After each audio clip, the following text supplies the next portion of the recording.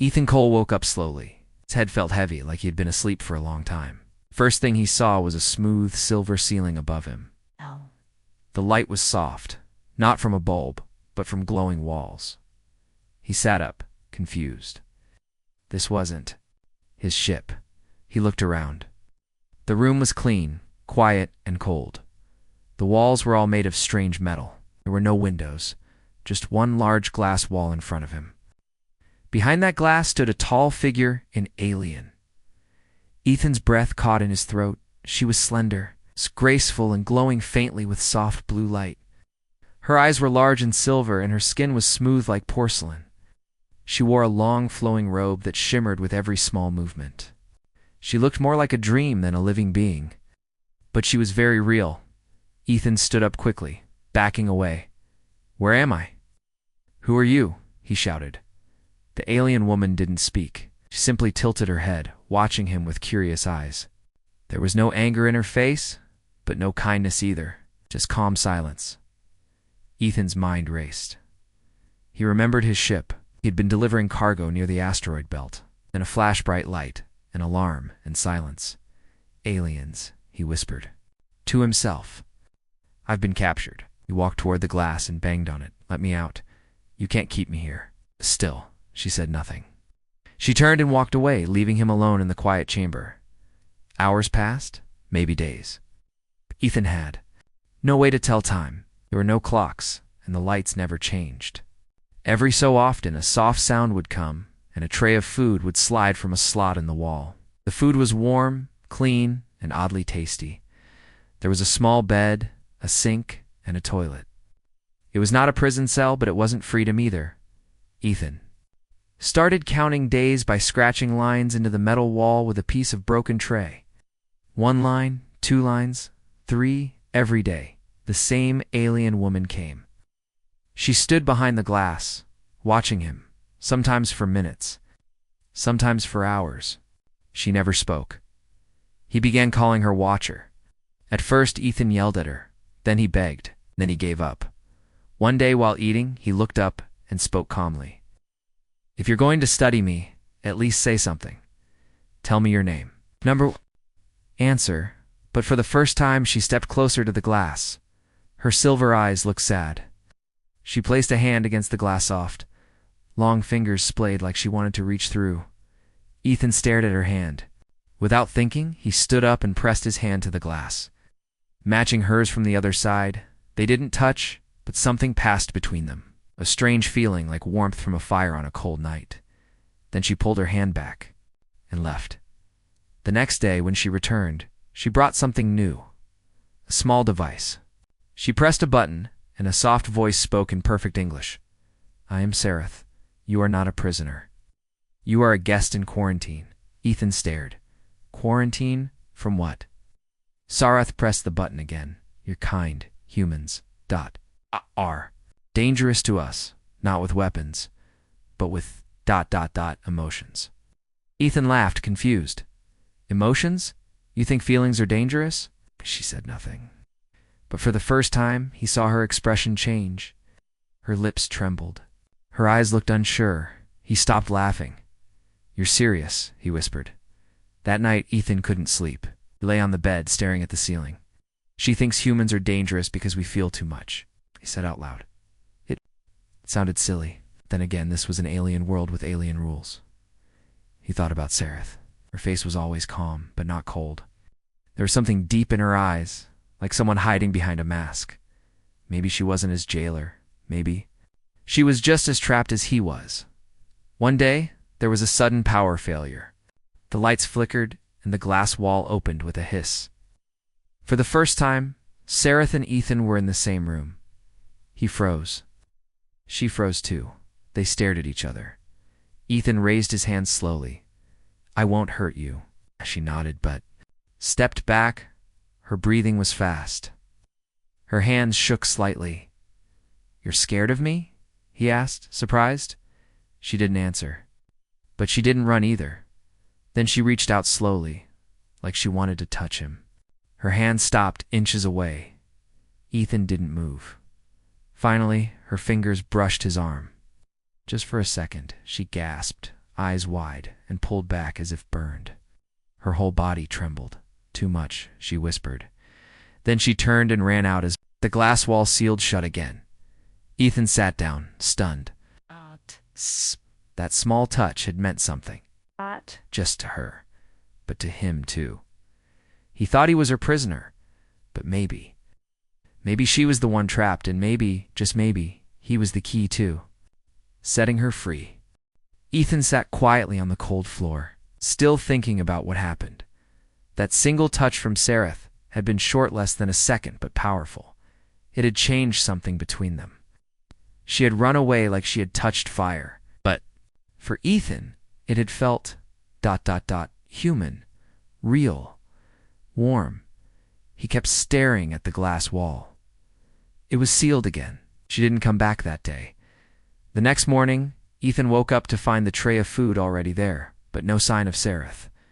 Hours passed, the light stayed the same.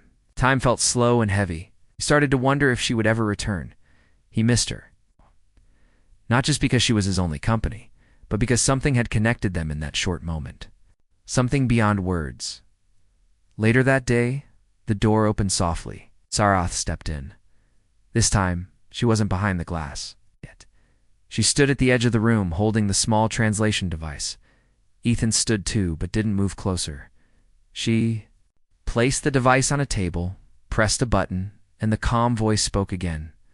"I was not supposed to touch you." Ethan nodded. "I figured that. You looked scared." She looked down. Her fingers were trembling. "Our kind, the Elindari.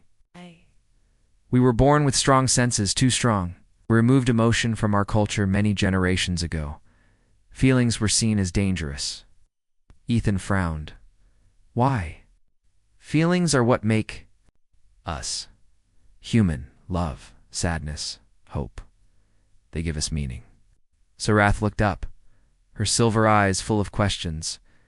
"We believed feelings made us weak. Emotional bonds caused war among us. Pain, chaos. So we trained ourselves to forget them." Ethan sat down on the edge of the bed. "That's sad." She walked a little closer. "You are the first human I have ever met. When I touched you, I felt everything. Warmth, fear, peace. It was too much. My mind could not hold it." Ethan looked at her carefully. "And now, I want to feel it again." Her voice was soft, almost a whisper. Her hand shook slightly, but she didn't step back this time. Ethan stood slowly. He didn't reach for her. He just looked at her and said, "You don't need to be afraid of your feelings. They don't make you weak." She tilted her head. "Do they not hurt?" Ethan smiled sadly. "Yes, sometimes they hurt. But they also help us grow. They connect us. They remind us we're alive." Sarath came closer, then stopped, only one step away from him. She didn't touch him this time. Instead, she asked a question with her eyes. Ethan understood. "Let's take it slow," he said kindly. "You don't have to rush it." Over the next few days, something changed. Sarath started visiting without the glass wall. She still used the translator, but her voice, though mechanical, carried emotion in her eyes and movements. She asked Ethan many questions about Earth. What is family? What is a friend? What does love feel like? Ethan answered with stories. He told her about his mother's hugs, his father's laughter, and his sister's silly jokes. He talked about campfires, music, and long walks under the stars. Each story brought light to her eyes. She listened closely, almost like a child hearing. "Fairy tales for the first time?" One day, she asked, "Why do humans cry?" Ethan smiled. "Because sometimes our hearts are too full.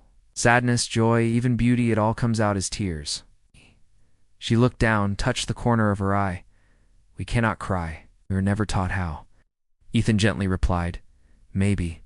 You don't need to be taught. Maybe you just need to feel safe enough." One evening, Sarath brought a small projection cube into the room. She pressed it, and a hologram appeared. A shining blue world with tall cities and floating bridges. "This is my home," she said through the device. "It is beautiful but cold. No one speaks of love there. No one hugs. There is no music, no laughter. Ethan watched quietly. Do you miss it? She shook her head. No. I miss what I never had. He turned to her. Do you want something different? She didn't answer right away. Then she said very softly, I want to feel what you feel, not just for a moment, but always. That night, Ethan couldn't sleep again. He looked at the glass wall still open now. He thought about how his fear had changed into trust, and how Sareth had changed too. He no longer felt like her prisoner, maybe. Never was. Maybe she was the one trapped all along, trapped by her people's rules, by a life without feeling. And somehow, through all this, he had become her window to something new, something human. The next day, when Sarath entered, she didn't bring the translator. She looked at him and said, in broken English, teach me, ... smile. Ethan's eyes widened. Then he smiled soft and warm. She tried. Her lips curved a little. Not perfect, but real. He clapped lightly. That's it, just like that. Her face lit up, not just the smile, but her eyes glowing with something new. Emotion, life. Days passed like soft waves in space. Ethan and Sareth spent more time together. It's not as captor and prisoner, but as two beings from different worlds, trying to understand each other. The cold walls of the room no longer felt like a cage. Instead, it became a space for learning, for quiet change. Sarath's English improved little by little. Each word she learned brought her closer to Ethan. She began smiling more small, shy smiles that made Ethan's heart warm. She laughed once too, and though it was soft and short, it was the first time Ethan had heard real joy in this ship. She asked more about Earth, not just about places, but about people. Do humans always touch when they care? She asked one day. Her voice still soft, almost unsure. Ethan looked at her and nodded. Yes, a hug, a hand on the shoulder. Holding hands. It's how we show love, comfort, and support. Sareth looked at her hands. We never touch unless ordered. Touch is too strong for us. Ethan walked slowly to the middle of the room and sat on the floor. But don't you ever want to feel connected to someone? Sareth didn't answer. Instead, she sat across from him, copying his posture. She looked at his hands resting in his lap. Her eyes showed longing, curiosity, fear. One quiet evening, the lights in the chamber were dim, like a soft sunset. Ethan showed her one of his video logs, short clips of Earth. Children running through water, couples holding hands, an old woman. Hugging her dog, Sareth watched closely. Her fingers trembled. Why? ... Does it look so beautiful? She whispered. Because it is, Ethan said gently.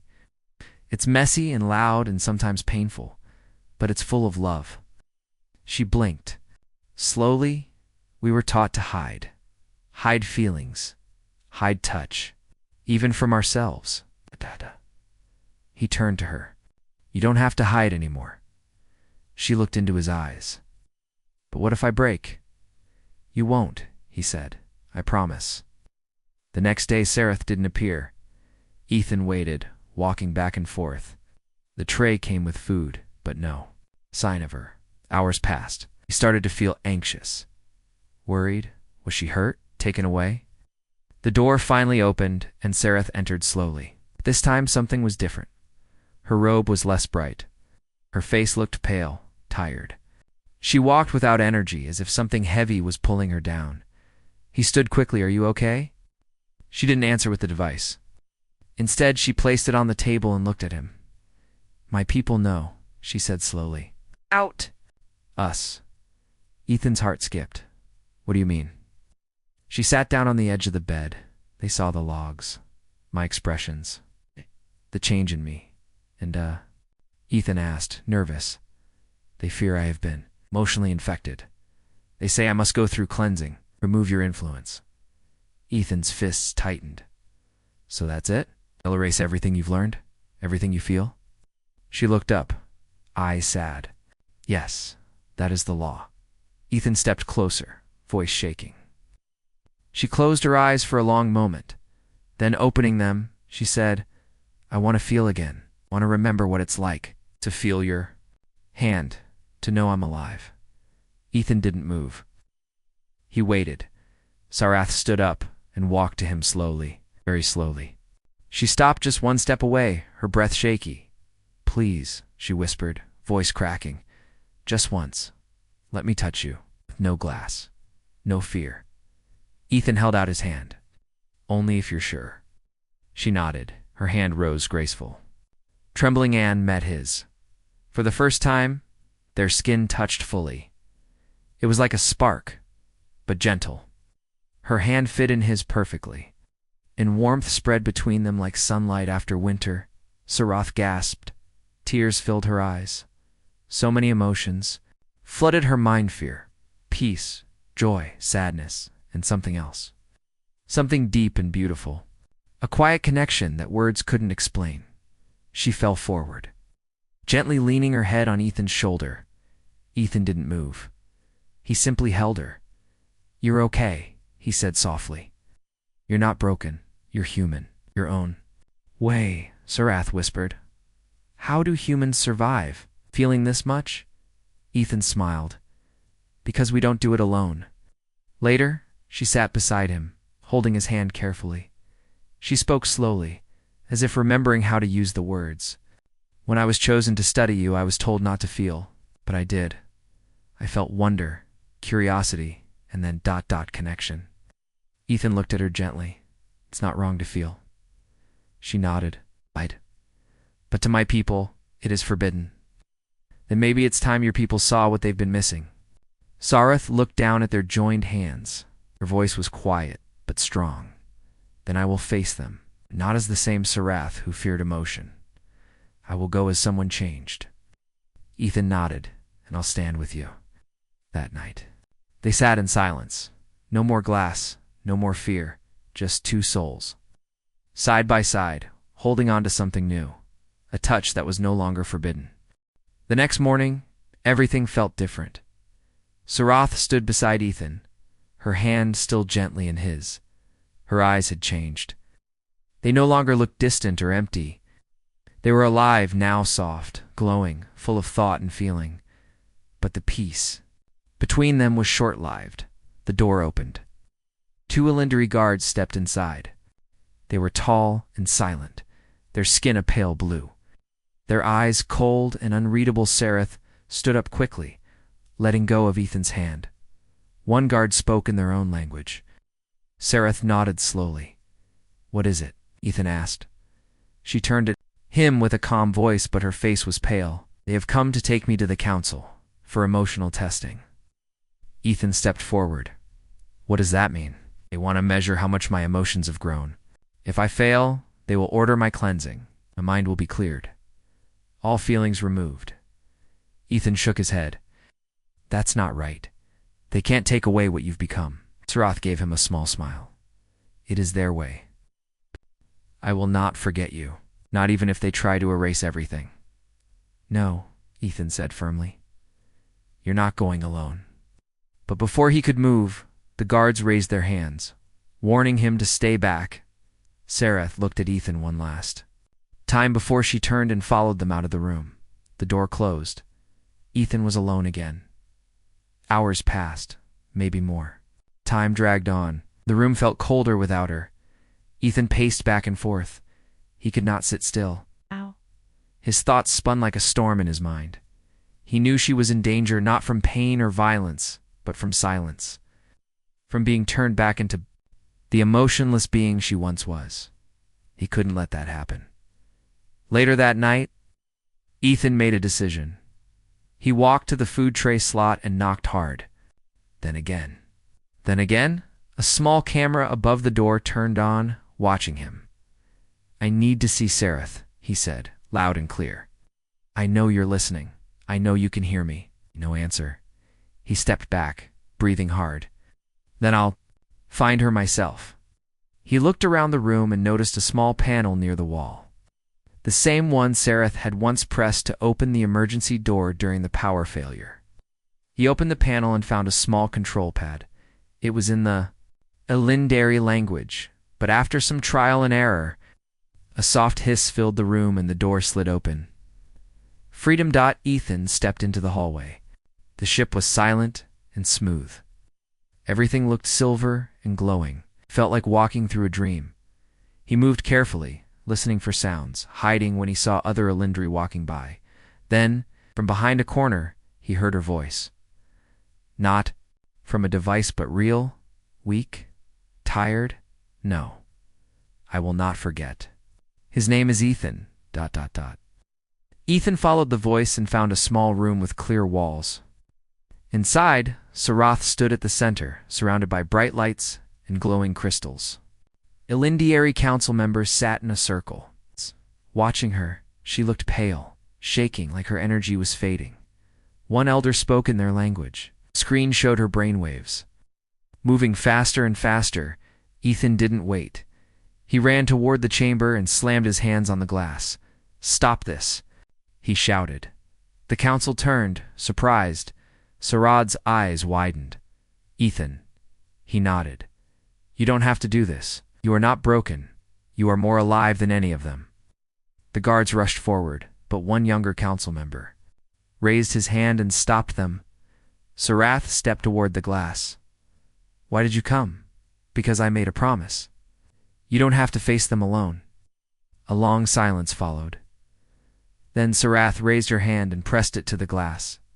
Ethan did the same. The council stared. Whispers passed between them. Then the younger council member stood. He spoke calmly in the Elindari tongue, then turned toward Ethan.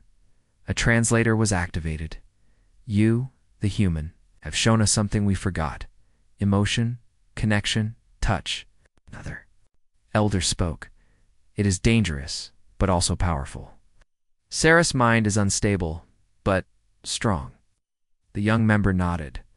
"Perhaps it is time we stop running from feeling." Later, Sarath and Ethan sat together in a quiet room.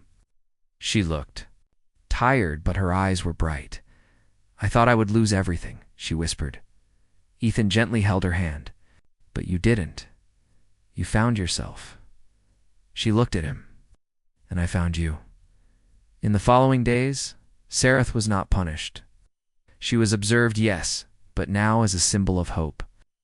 Other Elindari began studying her changes, curious instead of afraid. Sarath was offered a choice: return to her cold, motionless life or walk a new path. She chose the new path, a path with Ethan. One morning, as they sat together in the garden deck of the ship, she turned to him and said, "I don't fear touch anymore." He smiled. "I know." She leaned her head against his shoulder. "I want to feel this forever." He nodded. "Then we'll keep moving forward.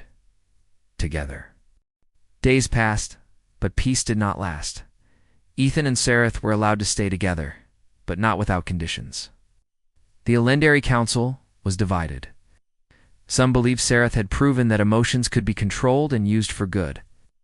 Others believed she had become dangerous, a threat to their perfect society. The council called for a public trial. They wanted to decide Sarath's fate. Would she be allowed to remain as she was, with her new feelings? Or would she be cleansed her, emotions erased? The trial was set to take place in the central chamber, the heart of the Elindari ship. Sarath was told to prepare. Ethan, though only a human guest, refused to stay behind. "I'm going with you," he said firmly. Sarath looked at him, worried. "They will not listen to a human." "Maybe," Ethan said, "but I still have to try." The day of the trial arrived. The central chamber was large and round, like a glowing white dome. Hundreds of Elindari filled the seats above, watching. Silently, the High Council sat in a circle of tall chairs, their faces unreadable. The center stood Sarath, dressed in silver robes. Ethan stood beside her. One elder rose. His voice was sharp and cold. "Sarath has allowed emotional infection. Her actions threaten our balance. This trial will decide her future." Another elder spoke next. "Emotion destroyed us once before. It must not return." Then the youngest council member, the one who had shown kindness before, stood and looked at Sarath. "But perhaps emotion can also heal. Perhaps we must evolve." The older elders shook their heads. "We are not human. Their ways are not ours." Now Sarath was asked to speak. She took a deep breath. Her voice was steady. "I was once like all of you, empty of feeling. I followed. The laws I obeyed. But I did not live. I only existed. She looked around the room, her eyes filled with soft light. Then I met Ethan. I touched his hand. I heard his stories. I laughed. For the first time I felt alive. Some in the audience shifted in their seats. A female elder leaned forward. And what has this feeling given you, Sarath?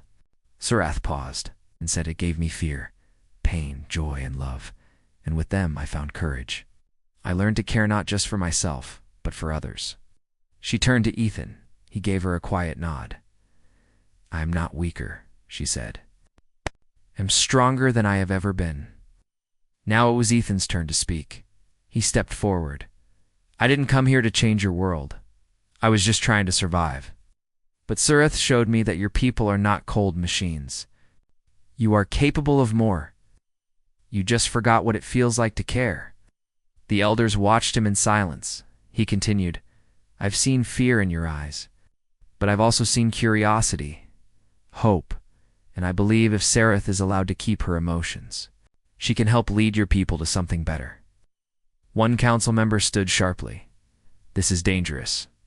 One human's influence has already spread. What if others are changed too? Ethan looked around the room. Maybe that's not a bad thing. The room fell quiet. Then came the vote.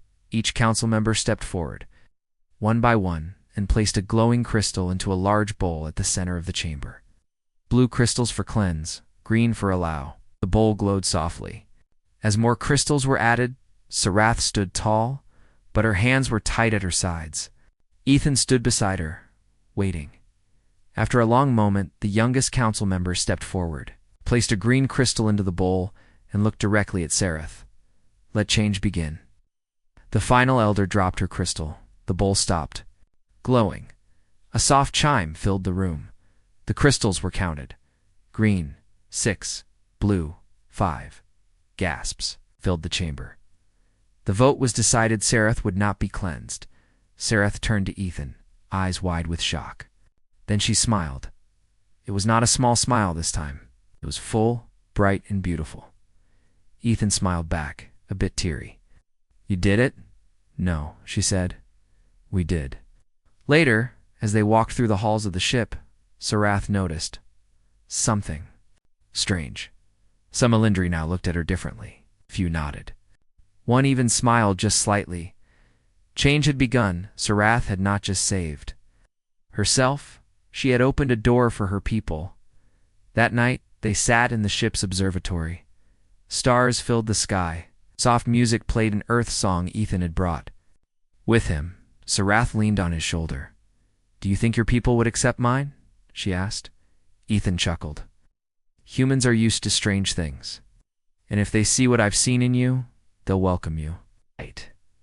She nodded. And your heart, she asked, would it welcome me too? Ethan looked at her gently. It already has.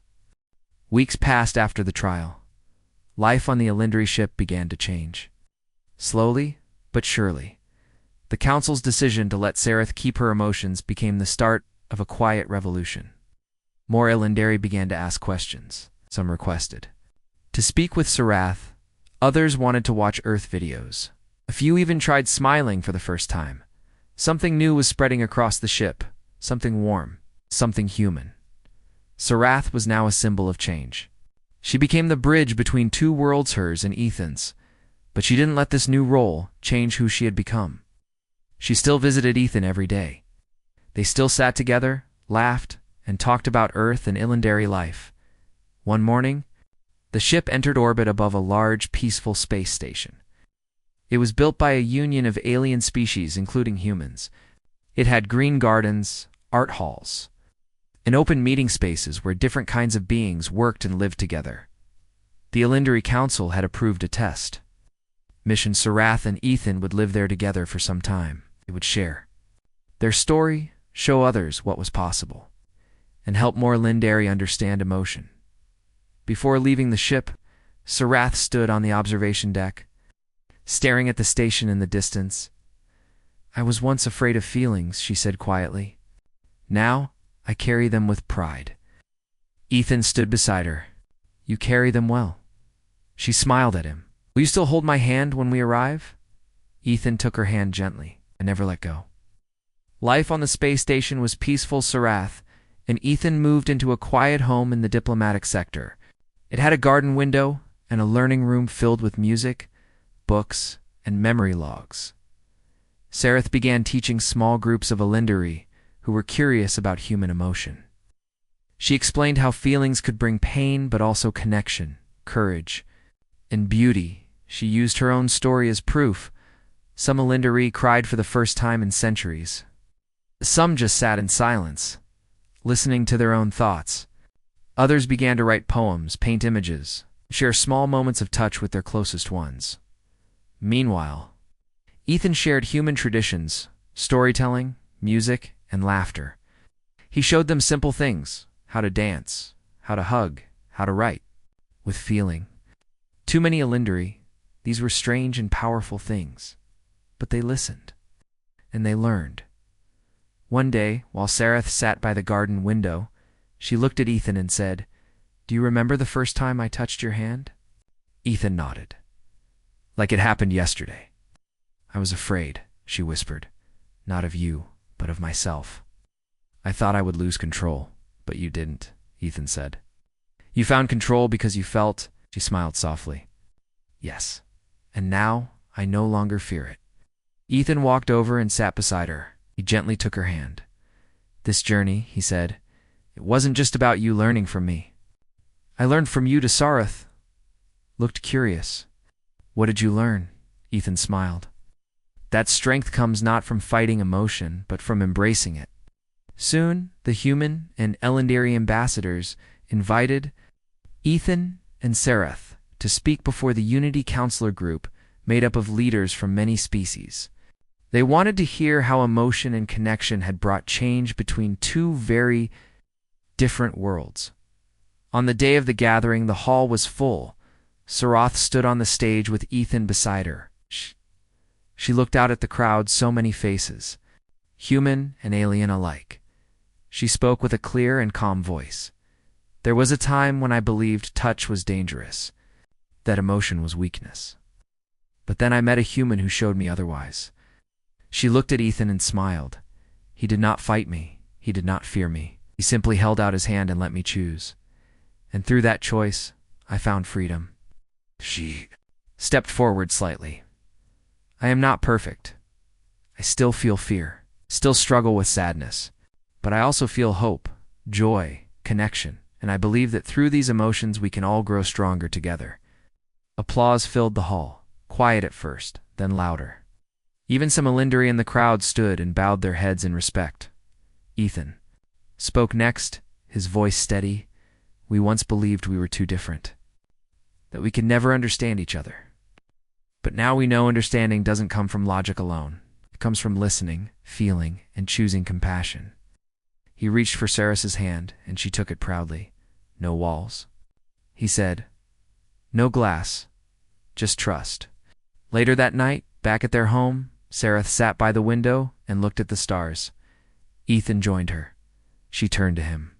"Do you think all of Elendari will one day feel as I do?" Ethan thought for a moment. "Maybe not all. But even if one heart changes, that's enough to begin." She nodded. "I used to believe I was your captor," Ethan said softly. "But now I know. You were the one who was trapped by silence, by rules." "Ah!" Sarath leaned against him, "And you were the one who set me free." They sat together in silence, not needing words anymore. The stars above glowed quietly. No more glass walls, no more fear, only to souls different, yet deeply connected, who had proven that, even across the stars, the language of the heart could still be understood.